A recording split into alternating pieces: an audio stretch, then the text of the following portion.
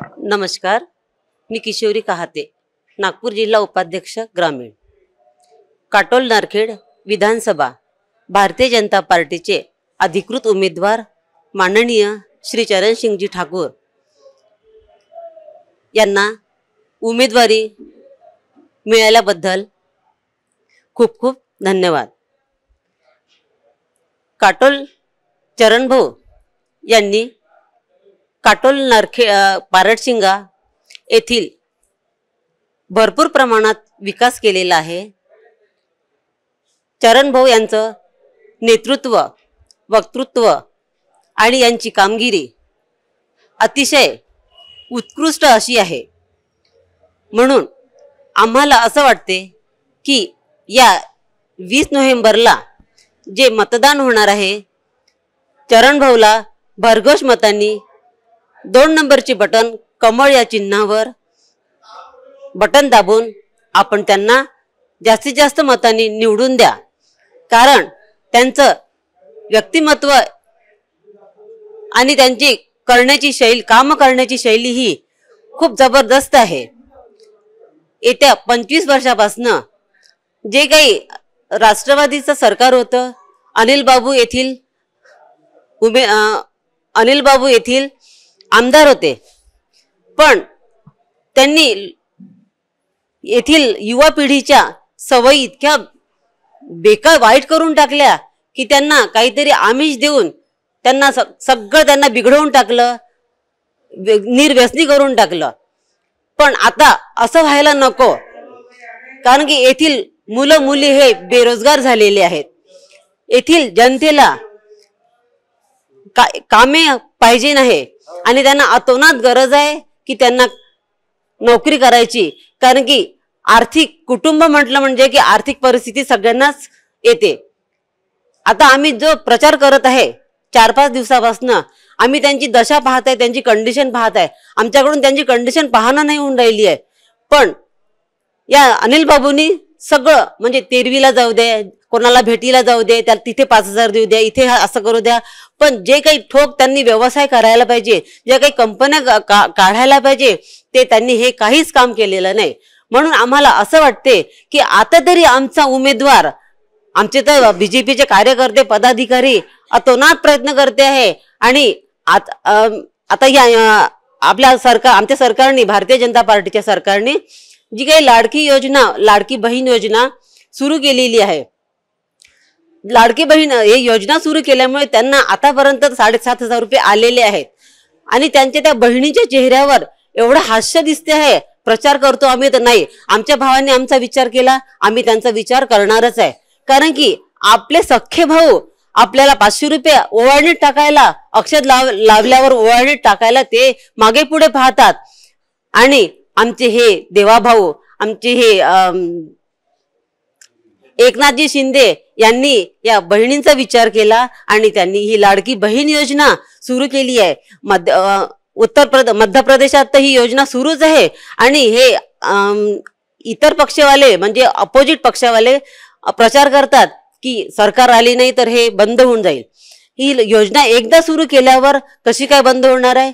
ही योजना कधीच बंद होणार नाही। लाडक्या बहिणींनी याचा विश्वास ठेवावा आणि आता याच्यानंतर परत 2100 रुपये तुम्हाला महिना मिळणार आहे, एवढंच बोलते। आणि तुम्ही येत्या 20 नोव्हेंबरला जास्तीत जास्त कमळ या चिन्हावर बटन दाबून त्यांना बहुमताने विजयी करा, एवढीच अपेक्षा करते। धन्यवाद। नमस्कार, मी माधुरी महेश बांद्रे, नरखेड महिला आघाडीच्या अध्यक्ष। मला आज आवर्जून सांगायचं आहे की आमच्या नरखेड काटोल विधानसभेचे आमचे अधिकृत उमेदवार चरण भाऊ ठाकूर हे अतिशय प्रामाणिक आणि चांगली व्यक्ती आहे। त्यांना कधीही कशाचा स्वार्थ नाही आणि सत्तेवर नसताना सुद्धा त्यांनी चांगल्या प्रकारे काम केलेलं आहे। पारडशिंगाला त्यांनी पारडशिंगा काटोलसारखं गाव उलथापालथ करून टाकलेलं आहे। अगदी ते जे नगर परिषद आहे इतकं सुशोभित केलेलं आहे। आणि आमचं जर नरखेड बघितलं तर नरखेड एक तालुका असून सुद्धा आमच्या इथे काहीही सोयी नाही। आमच्या अनिल बाबू देशमुखनी 25 वर्ष राज्य केलं तरी सुद्धा तरुणांच्या हाताला काम नाही किंवा रोजगार नाही आणि आमचे बीजेपी सरकारने सरकारने काय केलं नाही की लाडकी बहीण योजना काढलेली आहे. आज जे स्त्रिया आपल्या नवऱ्यावर अवलंबून होत्या त्यांना आपल्या पायावर उभा केलेला आहे. त्यांना कुणाला काही मागायची गरज नाही आहे. आणि पुन्हा मुलींना फुकट शिक्षण आहे, मोफत शिक्षण, कितीही शिका. काही मुली अशा होत्या की खूप हुशार होत्या पण शिकू शकत नव्हत्या, परंतु आमच्या बीजेपी सरकारने त्यांना म्हणजे निशुल्क कोणत्याही प्रकारची फी नसताना त्यांना इंजिनियर व्हा, डॉक्टर व्हा, अजून समोर काही उच्च शिक्षण घ्या अशा पद्धतीचं त्यांनी योजना काढलेल्या आहे. अनेक अशा महिलांसाठी योजना काढलेल्या आहे. त्या महिला आणि सक्षम झालेल्या आहे, आपल्या पायावर उभ्या राहिलेल्या आहे. आज आपण पूर्वी जर बघितलं होतं की स्त्रियांना कोणत्याही प्रकारचा वाव नव्हता, कोणत्याही प्रकारचा मान नव्हता आणि त्यांना आज इतका मान मिळालेला आहे. आज पुरुषांच्या बरोबरीने जीवन जगत आहे, खांद्याला खांदा लावून जीवन जगत आहे. आणि आज आपण पाहतोय बीजेपी सरकारने मला 3 गोष्टी फार आवडल्या की ते कोणीही करू शकत नव्हतं. ट्रिपल तलाक आणि दुसरा आहे राम मंदिर आणि तिसरं आहे जम्मू काश्मीर. इथे जे म्हणजे आपण तिथे जाऊन राहू शकत नव्हतो, आज आपण तिथे जाऊन राहू शकतो. ही मोदी सरकारने हे 3 गोष्टी फार महत्वाच्या केलेल्या आहे. त्या गोष्टी कोणीही करू शकत नव्हत्या. आणि बीजेपी सरकार म्हणजे लोकांच्या चांगल्या प्रगतीचं विकासाचं क्षेत्र त्यांनी निर्माण केलेलं आहे. आणि जे विरुद्ध पार्टीचे लोक आहे जे तर ते भूलथापा करत आहे की बीजेपी असं आहे की तसं आहे. म्हणून मला स्त्रिया सगळ्या जनतेला सांगावंसं वाटते, लोकांना सांगावंसं वाटते की आपलं बीजेपी सरकार खरोखर चांगलं आहे, प्रामाणिक आहे. इथे घराणेशाहीला वाव नाही आहे आणि इथे जो काम करेल त्याला म्हणजे त्याला महत्व दिलेलं आहे. आणि खरोखरच मला असं वाटतं आपले चरण भाऊ आहे, मला त्यांच्याविषयी बोलायचं आहे की आता येत्या 20 नोव्हेंबरला त्यांना प्रचंड बहुमताने सर्वांनी निवडून द्यायला पाहिजे. कारण काय की त्यांनी आमच्या नरखेडला बेरोजगार लोक आहे, तरुण आहे, त्यांच्या हाताला काम नाही. आणि अशा वेळी ते एखादी कंपनी किंवा एखादा कारखाना किंवा त्यांना चांगल्या प्रकारे त्यांना म्हणजे त्यांना काम देईल आणि आमचे चांगले तरुण प्रफुल्लित होईल. शेतकऱ्यांना सुद्धा चांगल्या सवलती मिळालेल्या आहे, वीज माफ आहे, स्त्रियांसाठी योजना अनेक आहे आणि आपल्या पायावर उभ्या आहे. आणि म्हणून मला असं वाटते की आमच्या चरण भाऊला सर्वांनी निवडून द्यायला पाहिजे, सगळ्यांनी मत द्यायला पाहिजे आणि कमळ या चिन्हाचे बटन दाबून त्यांना प्रचंड बहुमताने त्यांना निवडून द्यावं आणि ते विधानसभेत जातील आणि त्यांना चांगल्या प्रकारे आपल्या नरखेडचा विकास होईल. आणि अशा प्रामाणिक माणसाला निवडून द्यावं की आमचे अनिल बाबू देशमुख सारखे काय करतात, तेरवीमध्ये जातात 10-15 हजार रुपये देतात, त्यांचं तोंड चूप करतात. एखाद्या लग्नात जातात तिथे 10-15 हजार रुपये देतात, त्यांचं तोंड चूप करतात. परंतु आमचे चरण भाऊ असे करणार नाही, ते विकास करेल. आणि विकास पुरुष आमच्या हक्काचे आमचे भाऊ आणि आम्ही आमच्या भावाच्या पाठीशी खंबीरपणे उभं राहू. आज आम्ही प्रचार करतो आहे, सगळे म्हणतात आहे की आम्ही आमच्या भावाच्या पाठीशी खंबीरपणे उभं राहणार, आम्ही आमच्या भावांना आम्ही मतदान करणार. आणि म्हणून मला आज म्हणजे आनंदाने म्हणावंसं वाटते की बजरंगबलीची ताकद आणि गणेशाची सिद्धी त्यांच्या पाठीशी उभं राहून आम्ही सर्व बहिणी त्यांच्या पाठीशी उभं राहून ते खरोखरच निवडून आल्याशिवाय राहणार नाही असं मी त्यांना एक प्रकार अभिनंदन करते. आणि येत्या 20 नोव्हेंबरला ते प्रचंड बहुमताने निवडून येतील, माझा असा आत्मविश्वास आहे. आणि मी एवढं बोलते आणि इथेच थांबते. आणि काय की जे वडील काम करू शकले तर मुलगा काय कामाचा. मुलगा म्हणजे वडीलच जर कोणतं काम करू शकत नाही, जे अनिल देशमुख सारखे आपले एवढी मोठी सत्ता, आपल्या 25 वर्ष त्यांनी सत्ता गाजवली. मी लिंग्याला प्राचार्य म्हणून काम करत आहे आणि त्या रोडनी जेव्हा मी जाते एवढे म्हणजे खास खळगे, खड्डे खुड्डे आणि असे कितीदा तर तिथे ऍक्सिडेंट झालेला आहे. आणि एकदा याच्यापूर्वी जे ते निवडून आलेले होते त्यावेळेला काय झालं होतं की गिट्टी आणून टाकलेली होती आणि लोकांना प्रलोभन दिलं की नाही आता आम्ही निवडून आल्यानंतर आम्ही हा रोड चांगला करू. पण आजही तुम्ही तिथे जाऊन पहा की रोड असे खड्डे पडलेले आहे, कितीतरी ऍक्सिडेंट झालेले आहे, कितीतरी लोकांचा अपघात झालेला आहे. आणि निवडणूक झाले, निवडून आले आणि आपले गिट्टी उचलून घेऊन गेले. अशा पद्धतीचं त्यांचं धोरण आहे. तसे आमचे चरण भाऊ करणार नाही, चांगलंच करेल, विकास करेल, प्रगती करेल आणि आमच्या ज्या तरुण लोक आहेत तरुण लोकांच्या हाताला काम मिळेल. मी एवढंच सांगू इच्छिते आणि त्यांना मी शुभेच्छा देते आणि इथेच थांबते. नमस्कार, माझं नाव लीना भालेकर. मी भाजपा या पार्टीमध्ये महामंत्री या पदावर कार्यरत आहे. आणि आज आमचे काटोल नरखेड मतदारसंघातील आमचे उमेदवार माननीय श्री चरणसिंगजी ठाकूर साहेब इथे उभे आहेत. तर माझं एकच म्हणणं आहे की त्यांनी विकासाच्या दृष्टीने भरपूर सारे असे काम केले आहे की ज्यावर लोकांना त्यांच्याकडे लक्ष देणे खूप गरजेचं आहे. आमचे चरणसिंग ठाकूर यांनी सर्वात मोठा काम म्हणजे आज भाजपा पार्टीने केलेलं आहे आणि ते म्हणजे लाडक्या बहिणीची योजना. लाडक्या बहिणीची योजना ही म्हणायला किंवा ऐकायला जितकी सोपी वाटते तितकी सोपी नाही आणि साधारण सुद्धा नाही आहे. 1500 रुपये काही न करता आपल्या खात्यामध्ये येणे म्हणजे ही सर्वसामान्य बाईकरता खूप मोठी गोष्ट आहे आणि 1500 रुपयामध्ये काय नाही होत हे पण त्या बाईला माहिती आहे, जी रोज शेतामध्ये कामाला जाते आणि कामाचा पैसा घेऊन घरी येते आणि आपलं घर चालवत असते. तर ही लाडक्या बहिणीची योजना सर्वात मोठी आहे आणि राष्ट्रवादी पार्टीने 25 वर्ष या नरखेडमध्ये 25 राज्य केलं, आमच्या इथे राज केलं, पण फायदा काय?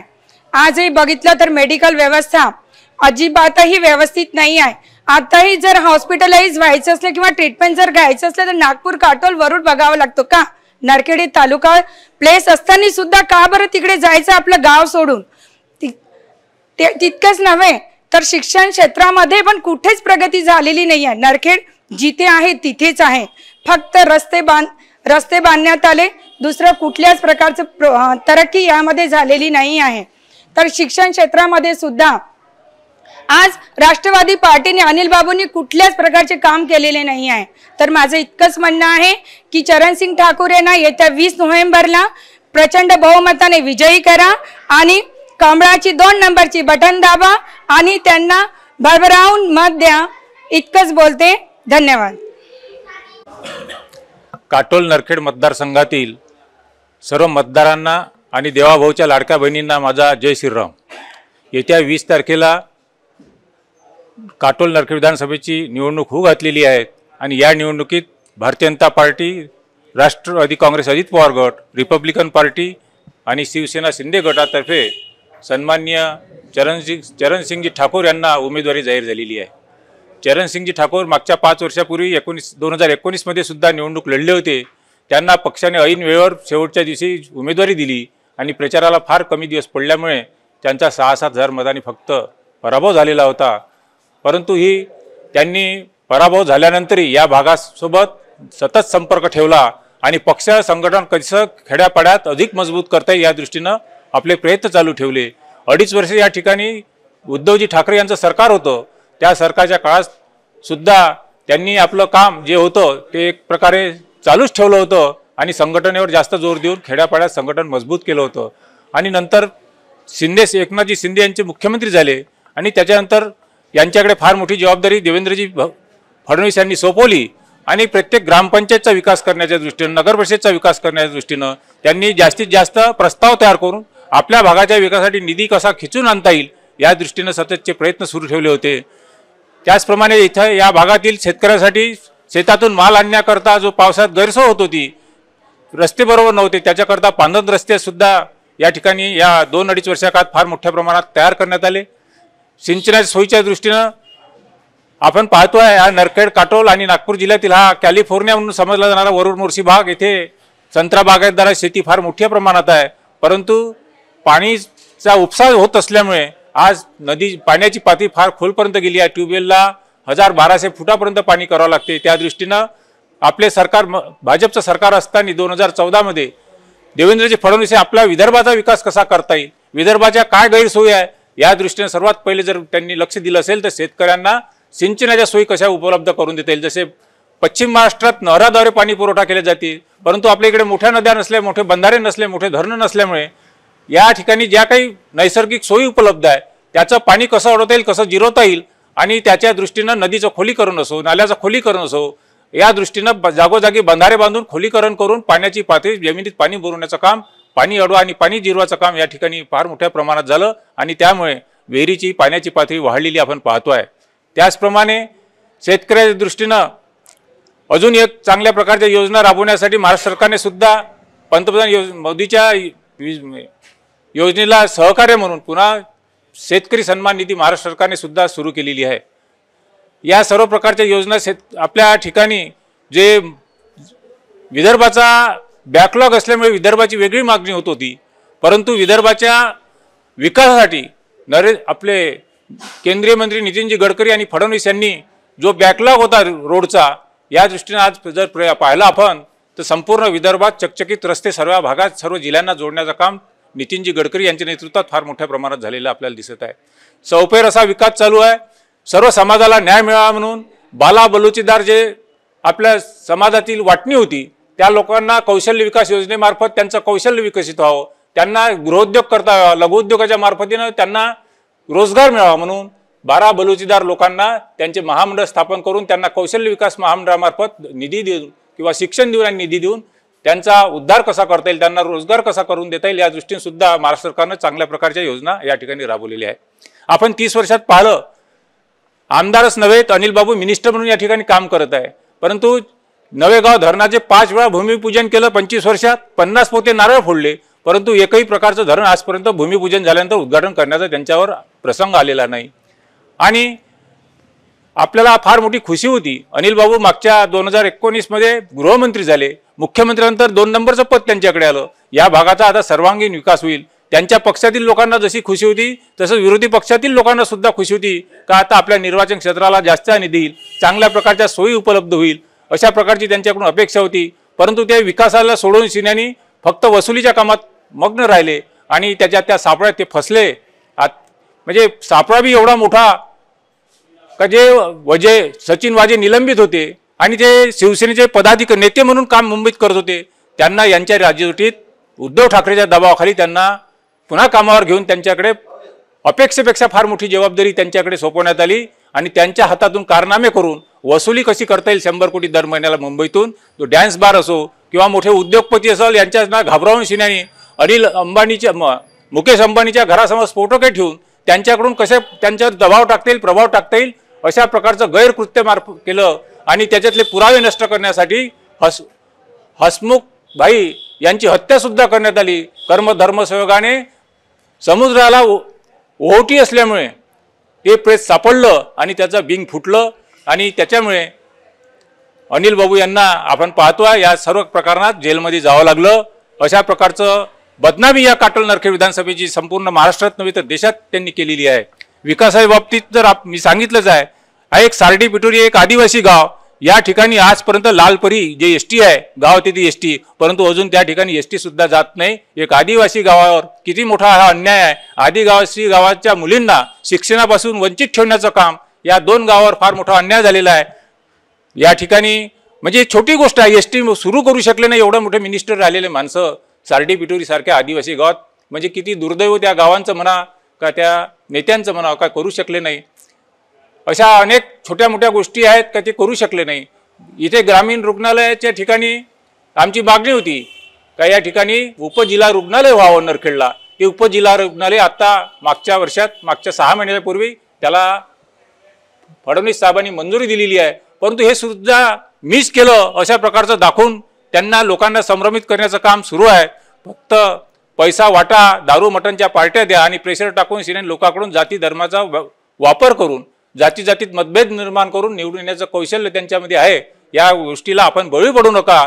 आणि जे विकास पुरुष म्हणून एक चरणसिंग भाऊचं नाव आता हे झालेलं आहे, विकासाच्या बाबतीत त्यांचा हात कोणी पकडू शकत नाही, प्रस्तावाच्या बाबतीत त्यांचा कोणी हात पकडू शकत नाही. त्यांचे केंद्रातले मंत्री नितीनजी गडकरी सोबत चांगले संबंध आहे. या ठिकाणी MIDCचा उद्धार करण्यासाठी, या ठिकाणी लहान मोठे उद्योग आणण्यासाठी या ठिकाणी आपल्या पक्षाचा आमदार निवडून येणं जास्त महत्त्वाचं आहे. त्याचप्रमाणे आपल्या फडणवीस साहेबांचे हात मजबूत करण्यासाठी महाराष्ट्रात भाजपचं सरकार यावं, देवेंद्र फडणवीस पुन्हा मुख्यमंत्री व्हावे, यासाठी या विदर्भातून जास्तीत जास्त आमदार निवडून देणं हे आपली सर्वांची जबाबदारी आहे.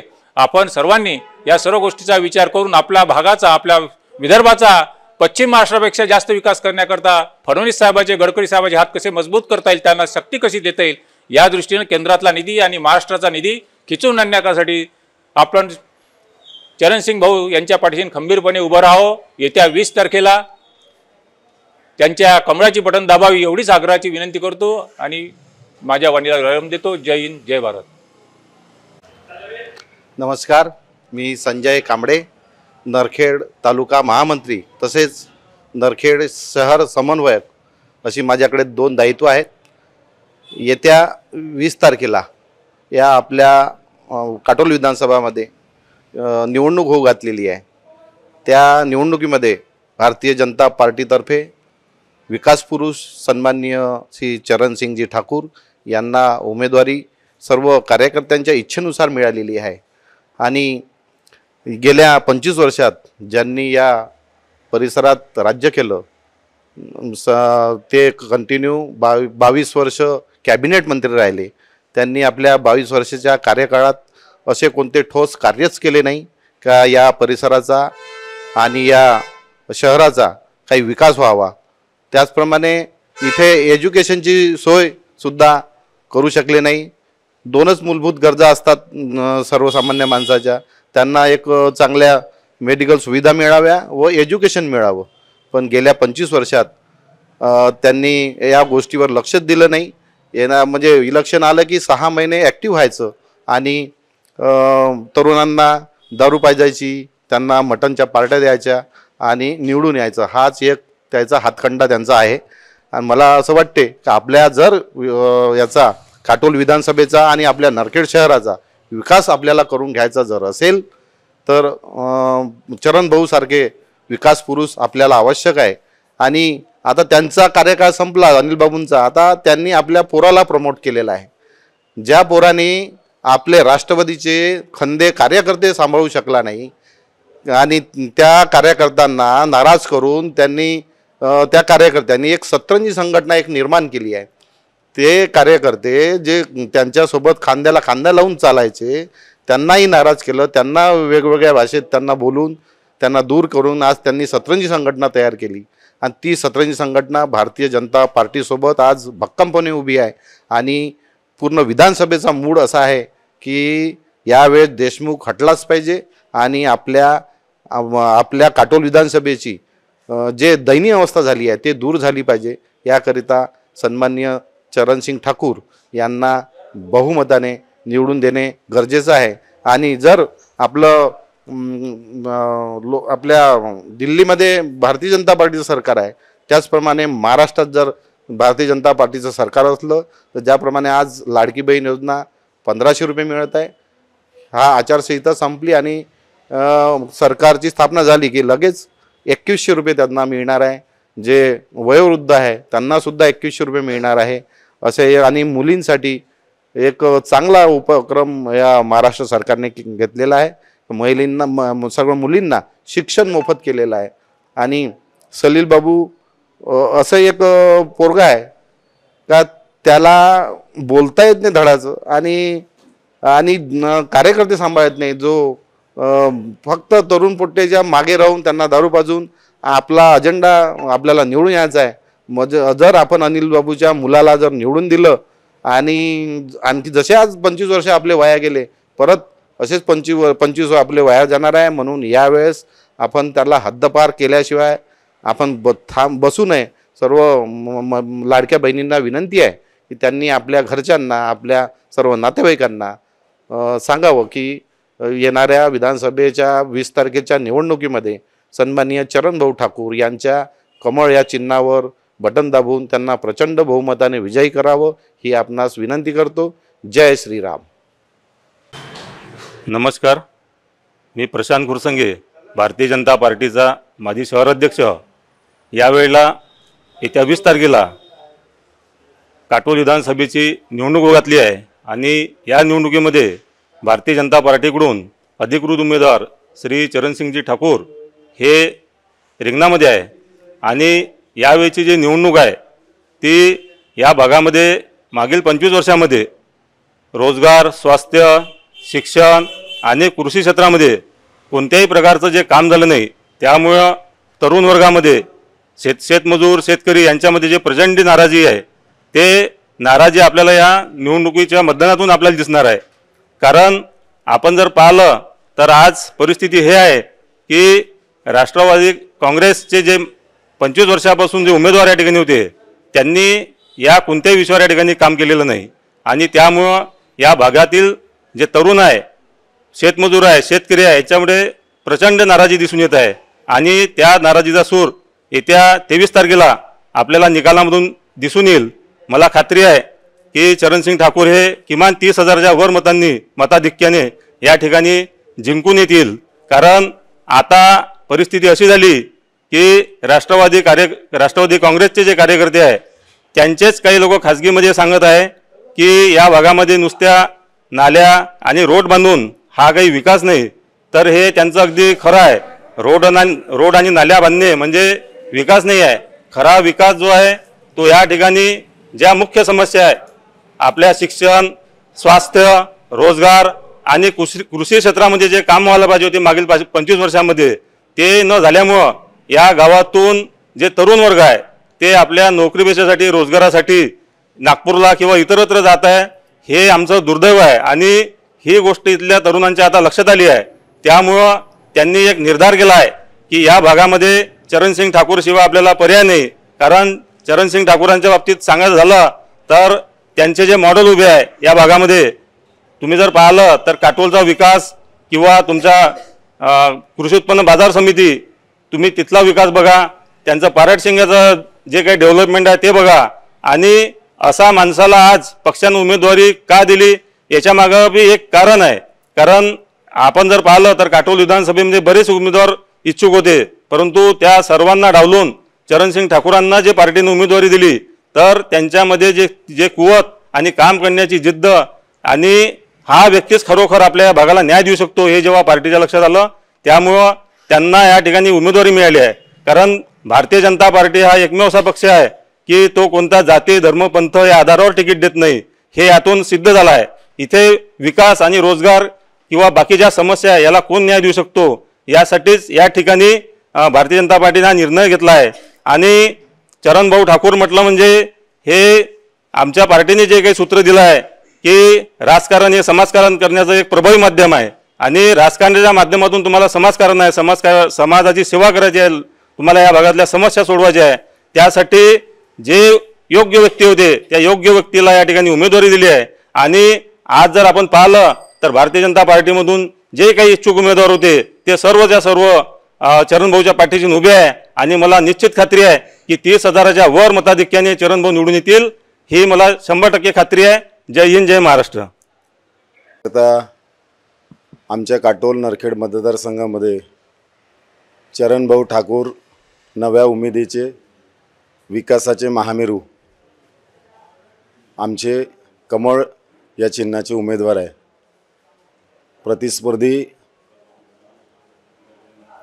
उमेदवार गेल्या 20 वर्षापासून या विधानसभेवर अधिराज्य करत आले। या मतदारसंघातील जनतेचे हाल केले, मग तो शेतमजूर असो शेतकरी असो, याची कुठलीही जाण ठेवली नाही। इथले रोड, इथले नाल्या, हा विदर्भाचा कॅलिफोर्निया म्हणून नरखेड काटोलला ओळखलं जात होतं। 2001 आणि 2008ला मोठा दुष्काळ पडला, विशेष नागपूर जिल्ह्यात, त्यातली आमच्या काटोल नरखेडमध्ये। काटोलला चरणभाऊच्या मदतीने काहीतरी कामं झाले म्हणून ते शहर आज विदर्भाच्या नकाशावर नवे महाराष्ट्राच्या नकाशावर चमकल्यासारखं झालं। कोणचंही राजकीय पद नसताना ही नगरपालिका, ती पारडसिंगा देवस्थान इतकं चमकवलं की आज येणाऱ्या 23 तारखेनंतरच्या पिक्चरचा तो डेमो आहे। काटोल नगरीमध्ये गेल्यावर कचेरीच्या स्टॉपच्या समोर एक शासकीय वाचनालय झालं, ई वाचनालय। ती वास्तू पाहण्यासारखी आहे, असं वाटते की जणू ही प्रायव्हेट बिल्डिंग आहे। अशी एकही वास्तू 20 वर्षात ज्यांनी सत्ता भोगली त्यांनी एकही दाखवण्यासारखी, बोट दाखवण्यासारखी इमारत वास्तू या विधानसभा क्षेत्रात केली नाही। 2001-2008 मध्ये हा विदर्भाचा कॅलिफोर्निया म्हणून ओळखला जाणारा नरखेड काटोल, आमची सर्व संत्र्याची झाडं वाढली। लोकांनी मागणी केली की जलसाठे वाढवा, एखादं धरण करा। 10 वर्ष मागणी केल्यानंतर पिंपळगाव धरण झालं, तेव्हा आमचे झाडं पूर्ण वाळले होते। नरखेडची मंडी एवढी मोठी होती की आमच्या कोरडे बाबाजींनी दिल्लीपर्यंत आणि अख्ख्या देशात नरखेडचे संत्र प्रसिद्ध केले। एवढी डिमांड होती की नरखेडच्या मार्क्यावर ही संत्र विकल्या जात होती, एवढी गोडी त्या संत्रामध्ये होती। पण या प्रस्थापित राजकारण्यांनी त्या कॅलिफोर्नियाचं वजवाटोळ केलं। 510 बंधारे कागदोपत्री गोल गुंडाळून खाल्ले, त्याच्या कमिट्या नेमल्या, हॉटेल प्राईडमध्ये आल्या, तिथूनच पसार केल्या। ह्या सत्तेचा दुरुपयोग आहे। सामान्य जनतेला विकासाची कामं पाहिजे, विकास करणारा माणूस पाहिजे. आमचे प्रश्न विधानसभेत हिरिरीने मांडले पाहिजे. जसं आपल्या राज्याचे उपमुख्यमंत्री आमचे नेते देवेंद्रजी 108 LAQ लावणारे, चंद्रशेखरजी बावनकुळे लोकांचे प्रश्न हिरिरीने मांडले, हौदात कुदणारे विरोधकाच्या. पण आमच्याजवळ 4दा मिनिस्टरी भोगून, आमच्या मतावर 4दा मिनिस्टरी भोगून या क्षेत्राचा काहीही विकास केला नाही. 510 बंधारे गेल्यामुळे त्याला पाणी अडलं नाही, नदीला पाणी न अडल्यामुळे पाण्याची लेवल वाढली नाही, पाण्याची लेवल न वाढल्यामुळे आमची शेती हिरवी झाली नाही. पर्यायानं नरखेड मंडीचं वैभव गेलं. जर बंधारे झाले असते तर पाणी अडलं असतं, पाणी अडलं असतं तर झाडं लागली असते, हिरवळी तयार झाली असती, तो माल मार्केटमध्ये आला असता, मार्केटमध्ये पैसा आला असता, मजुराला मजुरी मिळाली असती, जिकडे तिकडे लबालब कार्यक्रम असा झाला असता. असे कितीतरी प्रश्न प्रस्थापित राजकारण्यांनी प्रलंबित ठेवले. म्हणून जसं नरेंद्र मोदीजीला गुजरातमध्ये काँग्रेसनी रोखलं, तसं या देशमुख घराण्यांनी चरण भाऊला गेल्या 20 वर्षापासून रोखलं. नाहीतर परटशिंग्यामध्ये केव्हाचं मेडिकल कॉलेज राहिलं असतं आणि हे देवस्थान या महाराष्ट्राच्या नकाशावर केव्हाचं चमकलं असतं. एवढे मोठे प्लॅनिंग आहे की ज्यांना विधान भवनामध्ये गेल्यावर स्वतःची ओळख सांगण्याची गरज नाही. नितीनजींनी म्हटलं की भाऊ तुम्हाला तिकीट देण्याची गरज नाही, तुम्ही तर आजच आमदार आहात. ते म्हणाले की मला एवढं काम करायचं आहे की या मतदारसंघाचा प्रतिनिधी कसा असावा हे या महाराष्ट्राच्या जनतेला दाखवून द्यायचं आहे. मला दुसरं काही करायचं नाही. मला विडा घ्यायचा आहे की ही विधानसभा महाराष्ट्राच्या नकाशावर बारामतीसारखी चमकली पाहिजे, की जेणेकरून मी पुढे मतं मागणार नाही, लोक म्हणतील तर मी उमेदवारी घेईल. अशा पद्धतीचं काम करायचं एवढं मिशन आहे. म्हणून आमचे नेते चरणभाऊ ठाकूर येणाऱ्या 20 तारखेला सर्व मतदारांनी, लाडक्या बहिणी तर करणारच आहे, काही प्रश्नच नाही. कारण त्यांचं घर चालवायला त्यांना आधार मिळाला. ज्या घरात बाई प्रमुख आहे तिला आपलं कुटुंब चालवायला लागते, तिला एक आधार मिळाला. म्हणून ते देवेंद्रजीला देवा भाऊ मानलाय त्यांनी. आणि येणाऱ्या 20 तारखेला कमळाच्या चिन्हावर बटन नक्कीच दाबणार आहे, यात काही शंका नाही. प्रस्थापित राजकारण्यांनी एकच केलं, कार्यकर्त्याला श्रीमंत केलं, अगडबंब केले, त्याच्या अंगावर मांस मावून न राहिलं. मतदार हा हलाखीचा होऊन गेला, त्याची सोय नाही, शेतकऱ्याच्या खिशात पैसे नाही. आमचं स्वप्न आहे की इथला मतदार समृद्ध व्हावा. म्हणून चरणभाऊ ठाकूर आमचे भावी आमदार, आणि ते स्वप्न आता लगेचच पूर्ण होणार आहे.